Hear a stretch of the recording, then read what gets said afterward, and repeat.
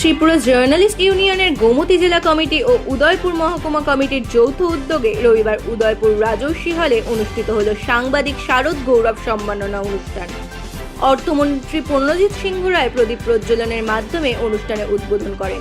উদ্বোধনী ভাষণে তিনি বলেন, শান্তিপূর্ণ ও সৌহার্দ্যপূর্ণ পরিবেশে এবছর সারা রাজ্যে শারদ উৎসব সম্পন্ন হয়েছে।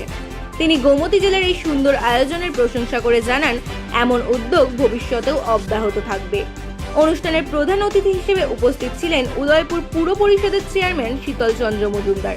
তিনি বলেন, উদয়পুর পুর পরিষদ এলাকায় এবছর সার্বিকভাবে সুষ্ঠুভাবে পূজা সম্পন্ন হয়েছে, যা উদয়পুরকে আরও সুনাম এনে দিয়েছে।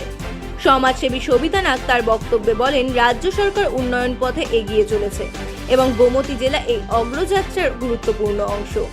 অনুষ্ঠানে উপস্থিত ছিলেন বিধায়ক অভিষেক দেবরায়, জেলাশাসক রিঙ্কু লাথের, পুলিশ সুপার কিরণ কুমার কে, ত্রিপুরা জার্নালিস্ট ইউনিয়নের রাজ্য কার্যনির্বাহী সম্পাদক সন্তোষ গোপ, জেলা সভাপতি তাপস মজুমদার, সম্পাদক রতন দে সহ অন্যান্য বিশিষ্টজন।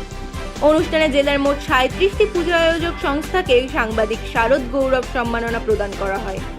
এছাড়াও সমাজসেবায় অবদানের জন্য সম্মানিত করা হয় রাধাকিশোরপুর থানা, স্বাস্থ্য দপ্তর, উদয়পুর পুর পরিষদ, অগ্নি নির্বাপক ও বিপর্যয় মোকাবিলা দপ্তর এবং মহিলা পরিচালিত সংস্থা আমি অপরাজিতাকে।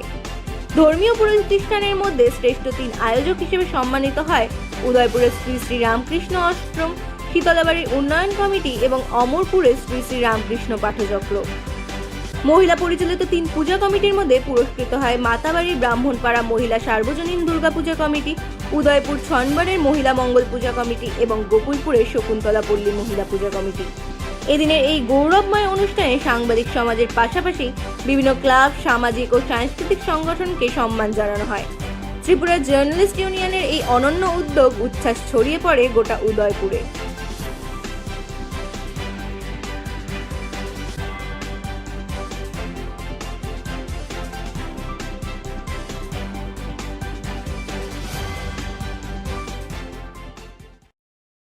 অবশ্যই খুব নিজেকে গৌরবান্বিত মনে হয় যে শারদ এই গৌরব সম্মাননা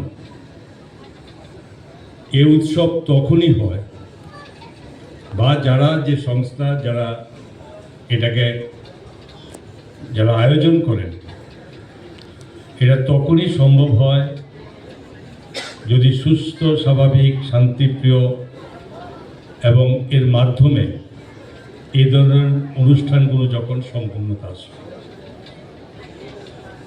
রাজ্যের বিভিন্ন আগরতলা বা উদয়পুরও অন্যান্য অনেক সংস্থা সরকারিভাবে বা আগরতলা মিউনিসিপ্যাল কর্পোরেশনের মাধ্যমে এখানে সাংবাদিক যারা এই গোমতী জেলা কমিটির উদ্যোগে যারা এই অনুষ্ঠান করা হচ্ছে, এটা একটা জিনিস পরিষ্কার, একটা জিনিস আমরা উপলব্ধি করতে হবে যে আমাদের এই দুর্গোৎসব একটা শান্তিপূর্ণ পরিবেশের মধ্যে জাতি উপজাতি সমস্ত অংশের মানুষকে নিয়ে একটা সুস্থ স্বাভাবিক পরিবেশের মধ্যে আমরা এই উৎসবগুলো সম্পন্ন করতে পেরেছি। দীর্ঘ